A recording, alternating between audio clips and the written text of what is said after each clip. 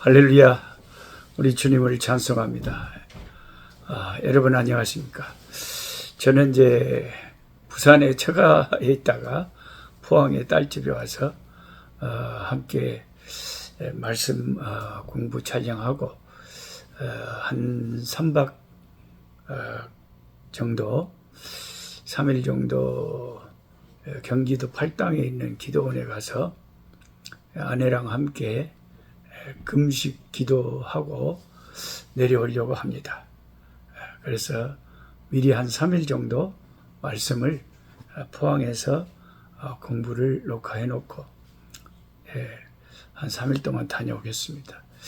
그리고 이제 다녀와서 또 그 다음 주에 이제 잠비아에 가서 또 잠비아에 있는 한인 선교사님들 수련회 섬기고 오는데 또 한 10일 걸리니까 또 미리 가기 전에 10일 정도 미리 또 촬영을 해놓고 다녀오겠습니다. 아프리카에 가면 한국처럼 이렇게 인터넷 사정이 안 좋거든요. 그래서 또 다녀오면 다녀오는 대로 또 어떤 일이 있었는지 또 좋은 소식들을 나누도록 하겠습니다. 꿀송이 보약 큐티 오늘 2024년 7월 첫째 날 7월달이 됐네요.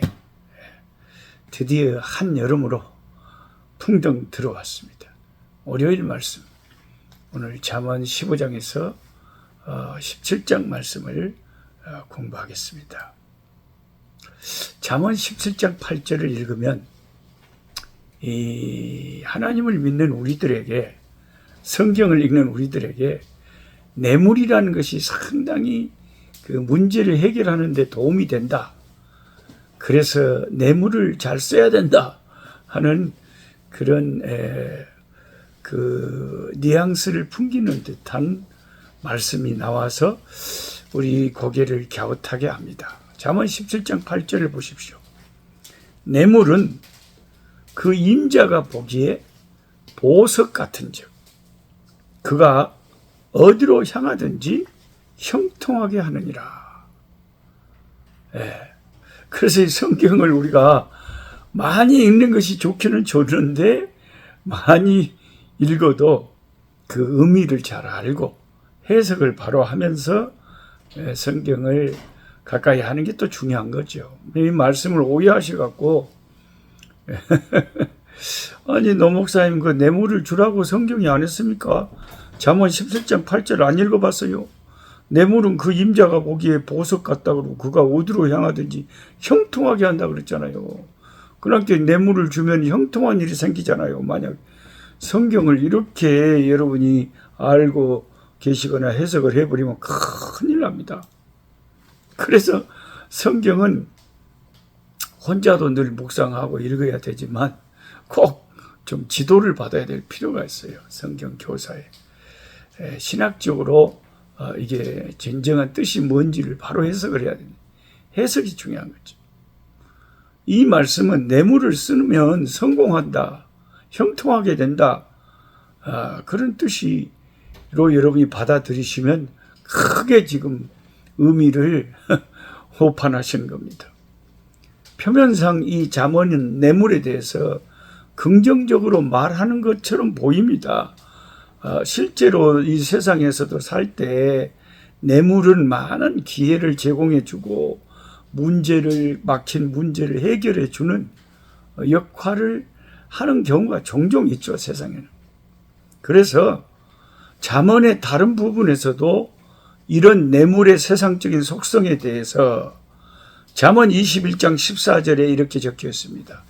은밀한 선물은 노를 쉬게 하고 품 안의 뇌물은 맹렬한 분을 그치게 하느니라. 뭔가 뇌물을 갖다가 바치면 엄청 성질을 내다가도 분이 가라앉혀진다. 이 문제를 해결한다 이거예요. 근데 이런 말씀들을 여러분이 문자 그대로 해석을 해갖고 성경에 이렇게 돼 있으니까 맞아 이렇게 해버리면 안 된다는 거죠. 성경에는 그것을 조롱하는 듯한 투로 하는 문맥일 수도 있고 그냥 세상에서는 그렇지만 예수 믿는 우리는 그렇게 살면 안 된다는 말씀일 수도 있고, 그러니까 잘 해석을 해야 된다는 거죠. 그래서 성경 전체에 그 흐르는 사상을 확실히 알고 그 성경 전체의 사상 속에서 어떤 한 구절들을 거기에서 잘 해석을 녹아낼 수 있어야 되는 거죠. 예. 예. 본문을 주의 깊게 살펴보면 사실은 본문의 내용은 이런 것입니다. 본문의 주인의 눈이란 뇌물을 주는 주인의 눈에라는 뜻임을 꼭 기억하셔야 됩니다. 그래서 이 문법적인 이런 분석이 필요한 거죠. 뇌물을 주는 주인의 눈에요. 뇌물을 받는 사람 주인의 눈이 아니고 뇌물을 갖다 주는 사람, 그 뇌물의 주인, 뇌물 주는 사람의 주인이 자기 생각에는 뇌물 주면 형통할 거야, 이렇게 생각을 한다는 거예요. 이것은 뇌물을 공여하는 사람의 판단이자 뇌물을 주는 사람의 자기 생각이 그렇다는 거예요. 자기 생각에는 뇌물이 보석이래요. 뇌물은 보배인데 이걸 갖다 주면 일이 형통하게 풀릴게요. 뭐 뇌물을 갖다 주는 사람의 생각이에요. 이것이 잘못된 생각이죠. 오판하고 있는 거죠. 예. 그 판단에는 뇌물이 모든 닫힌 문을 열어주는 이 보석이라는 것은 원문에는 히브리어로 마법의 돌이라는 뜻이 마법이다. 그러니까 완전히 마술을 부리는 돌이다. 문제를 형통하게 해준다. 예. 그래서 뇌물을 바치는 자의 의견이나 관점을 우리는 이거 나에게 주는 진리의 말씀이다, 이렇게 하라 하는 일반적인 교훈으로 삼아서는 안 되는 거죠. 안 되는. 이거는 뇌물을 주는 사람의 그 사람의 심리에 자기 생각이 그렇다는. 그래서 뇌물을 주는 거죠. 그것을 하나님이 원하시는 게 아닙니다. 부산 고신대학 구약학자님이신 신득일 교수님이 쓰신 책에 보니까 이 부분을 설명할 때 여기 뇌물이 그 보석이라는 그 마법의 돌이라는 은유로 쓰인 것은 경멸하는 의미가 있어 보인다고 했어요. 아마도 잠언의 저자는 그 뇌물을 중요시하는 사람을 조롱하면서 이 표현을 썼을 것이라는 것입니다. 우리가 아는 대로 성경을 보면 형통한 것이나 참된 하나님 앞에서의 성공적인 삶은 하나님의 말씀을 따라서 신실하고 정직하고 정의롭게 살아가면서 하나님이 주시는 그 형통함이 진짜 그게 복이지, 사람을 뇌물로 매수해가지고 자기의 목적을, 일을 성취하려 하는 것은, 이것은 세상에서도 세상 법으로도 금지한 것이죠. 감옥에 갈 일이죠. 세상 법으로도 감옥에 갈 일을 성경이 그것을 권할 리가 있습니까? 그러니까 말씀을 바로 해석해야 되는 거예요. 그래서 우리가 잠언서를 읽으면서 예를 들어서 남의 험담을 막 잘하는 사람이 있어요. 그게 재밌거든. 사람이 남의 막 험담을 하면 그게 재밌으니까 막 시간 가는 줄 모르고 막 끊어 험담을 해요. 잠언에는 뭐라고 써져 있냐면은 남의 험담을 하는 것은 별식과 같이 맛있다 그랬어요. 별식 맛있잖아요. 네. 주전부리 먹고 싶잖아요. 꽃감 같은 거 맛있잖아요. 남의 말을 막 뒤에서 안 좋은 말을 하면 그렇게 재미있는 거예요. 별식처럼 맛있다는 거예요. 아니 잠언서에 그렇게 써져 있다고 해서 잠언이 그것을 그렇게 하라는 뜻이 아니잖아요. 그냥 세상적인 원리를 그냥 말하는 거야. 세상 사람들은 그 남의 험담하는 걸 별식처럼 생각해. 일반적인 현상을 기술한 것뿐이에요. 그렇게 하라는 뜻이 아니에요. 성경 전체를 읽어보면 하나님의 백성들은 그렇게 하지 말라고 되어 있죠. 왜냐하면 성경 전체의 가르침은 크게 말하면 하나님 사랑, 이웃 사랑이잖아요. 이것을 성경 전체를 걸레를 짜듯이 꽉 짜면 하나님 사랑, 이웃 사랑으로 귀결되잖아요. 그러면 하나님 사랑, 이웃 사랑해야 될 우리가 남 험담하고 그게 무슨 이웃 사랑이겠어요? 진실하지 못하고 정직하지 못한 것이죠. 참된 사랑이 아니죠. 그래서 저에게도 형님이 계십니다만은 집안에 저희 하나밖에 안 계신 형님이 계셔요. 근데 우리 형님이 사업을 하시다가 사업에 어려움을 겪으시고 어려움이 닥쳐서 나한테 와서 힘이 있는 나한테 찾아와서 보증을 서달라고 했다고 합시다. 도와달라는 거, 보증 좀 서달라는 거예요. 이렇게 그래야 은행에서 대출을 받고 다시 사업을 할 수가 있다는 거예요. 그럼 여러분이라면 성경을 딱 인용하면서 성경 잠언서의 말씀을 다 그냥 인용하면서 형님 이 말씀을 보십시오. 형님도 예수 믿는 사람이고 나도 예수 믿는 사람인데 보증 못 써줍니다. 왜요? 성경에 보증 써주지 말라고 했잖아요. 그러니까 여러분 참 이거 말씀을 참 바르게 알아야 돼요. 그래 제가 성경을 좀 보여드릴게요.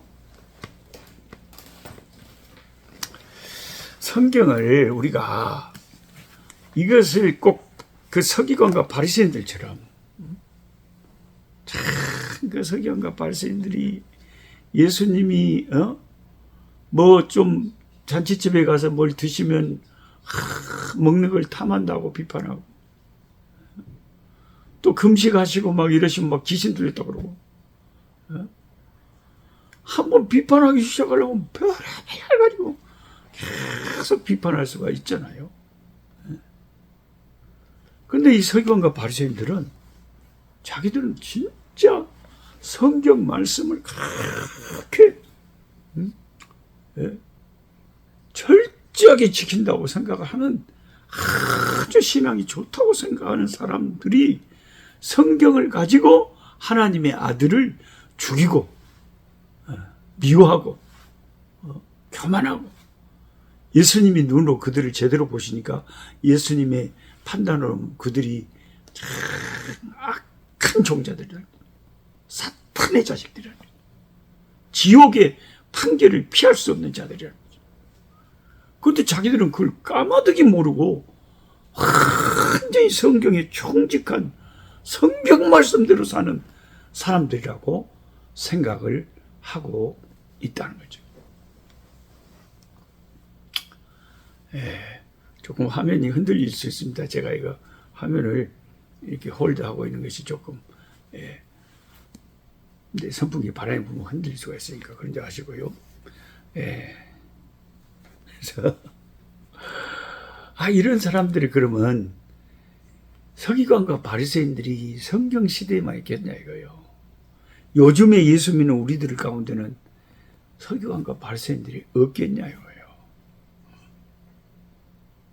저 같으면요, 제가 아무리 잠언서에 보증 쓰지 말라는 말씀을 알아도 한 분밖에 안 계신 형님이 와서 그리고 내가 힘이 있다면 내 형편이 된다면 물론 형편이 안 된다면 어쩔 수가 없는 거지. 도와주고 싶다. 근데 내가 그 보증 쓰고 혹시 형님이 그걸 못 갚아서 내가 갚아야 된다고 해도 혹은 내가 책임질 수 있는 그런 사랑과 그런 마음을 가지고 얼마든지 서줄 수 있죠. 그게 이웃 사랑이고 형제 사랑 아닙니까? 그럼 뭐가 사랑이래요? 그거 좀 도와달라고 하는데 성경 인용하면서 거짓말하라 그랬어. 안 도와줘. 택도 없어. 그럼 나 망해. 근데 내가 좀 어렵더라도 우리 형제 도와주면 안 되는 거예요? 그럼 누가 보증을 써준대? 누가 도와준대 그러면? 제 말을 오해하시면 안 돼요. 그럼 목사님 그냥 그 목사님 말은 그냥 막 보증 서주라 그 말이 아니잖아요, 시방. 여러분이 그럴 힘이 있고 그만한 그 대상이 그만한 대상이라면 100번, 1000번, 10,000번이나 되줘야지. 그걸 안 해줘 그러면 형제 좋다는 게 뭐예요 그러면? 살려야 될 거 아니에요. 도와줘야 될 거 아니에요. 사랑해 줘야 될 거 아니에요. 실천적으로 도와줄 거 아니에요. 그런데 여러분 마음이 인색해서 아이고 뭐 우리 형제라도 아이고 내 자식 내 제자식 잘 먹고 잘 사는 게 중요하지. 내가 뭐 그 보증 서서 그거 날려버린다고 해도 나는 살 수 있는 형편이지만 귀찮게 해서 싫어요. 그렇다면 어쩔 수가 없는 거죠. 그러나 그렇다 할지라도 여러분이 거룩하신 하나님의 말씀을 가지고 자기의 형제 사랑하지 않는 것을 합리화하는 그런 바리새인 같은 짓은 하지 말라는 거죠. 솔직히 내가 돈 아까워서 나 귀찮아서 못 도와주겠습니다. 그래야지 왜 아무 거룩한 하나님 말씀을 가지고 핑계를 삼냐 이 말이죠. 그 서기관과 바리새인들이 구약에 내 부모를 공경하는 그런 말씀이 십계명에 있는데 그것을 어머니 공경할 그 아버지 공경할 그게 아까우니까 이거 하나님 앞에 드리기로 내가 맹세했다고. 이 돈 손 못 댄다고. 그러면서 부모 공경을 안 한다는 말이에요. 하나님 핑계 대지 말라 이 말이에요. 성경 핑계 대지 말라 이 말이에요. 그래서 우리 형님 도와주셔 보증도 서주고 해서 만약 형님 못 갚았다면 내가 책임져야죠. 그럴 힘이 있거든 이렇게 하라 이 말이죠.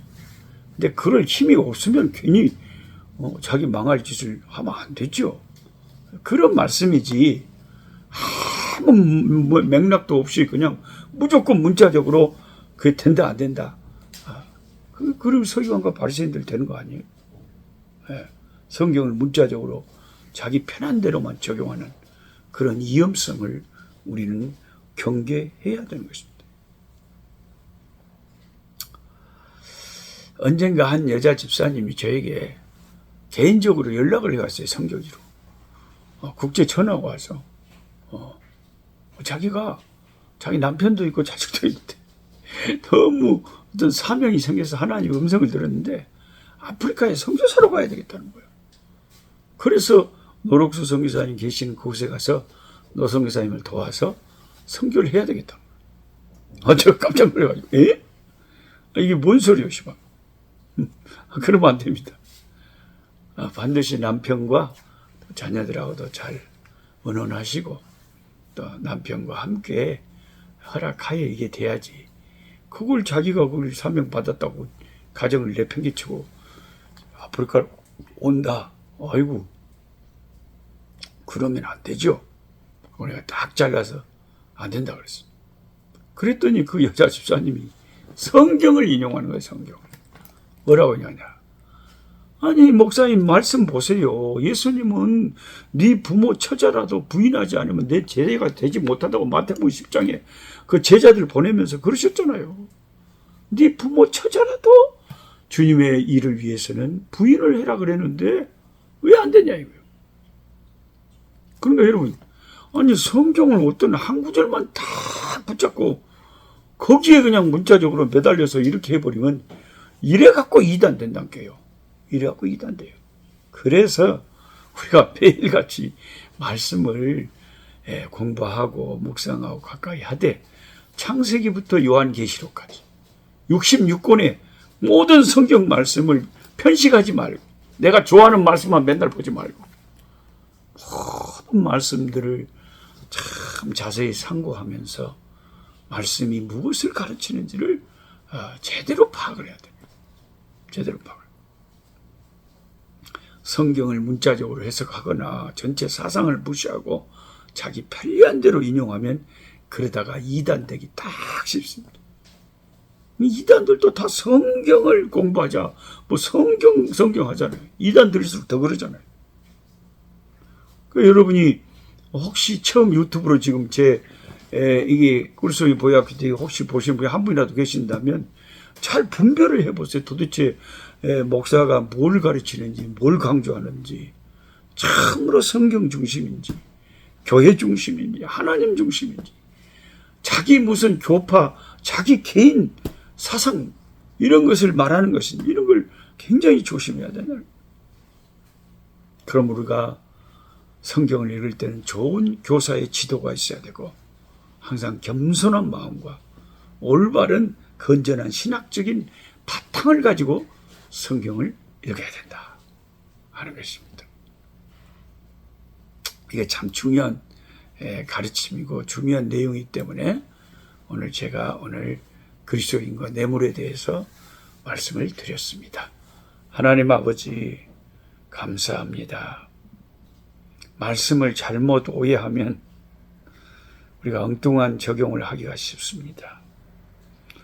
오늘날 한국에도 얼마나 다양한 이단들이 아버지 참 검버섯처럼 바이러스처럼 해충처럼 득식을 거리는지 우리 주변에 너무나 많은 이단들이 많습니다. 성경을 가지고 엉뚱하게 가르침으로 아버지 엉뚱한 신학이 나오고 엉뚱한 이단의 아버지 그들만의 이론이 나옵니다.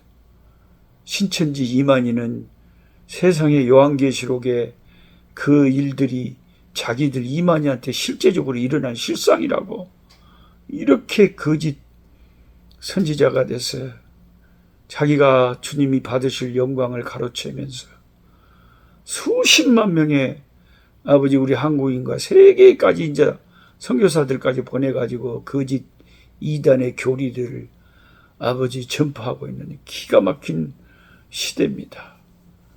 아버지 신천지 이단만 있는 게 아닙니다. 여호와 증인도 무섭고 통일교도 무섭고 JMS 정명석이 별별 하나님의 교회 안상홍 증인 희한한 이단들이 너무나 또 교묘한 이단들이 판을 치고 있습니다. 우리가 성경을 우리 신앙의 기준으로 삼되 바른 신학과 아버지 올바른 해석을 통해서 아버지 말씀을 바로 적용하고 할 수 있도록 옳은 길로 인도함을 받게 도와주시고 헛되고 잘못된 이단의 길에 빠져서 멸망길로 가는 자들이 아버지 우리 주변에 만사오니 불쌍히 여겨주시고 우리들을 그러한 이단의 길에서 지켜주시옵시고 우리 가족들, 친척들, 가까운 친구들 하나님 보호하여 주시옵소서.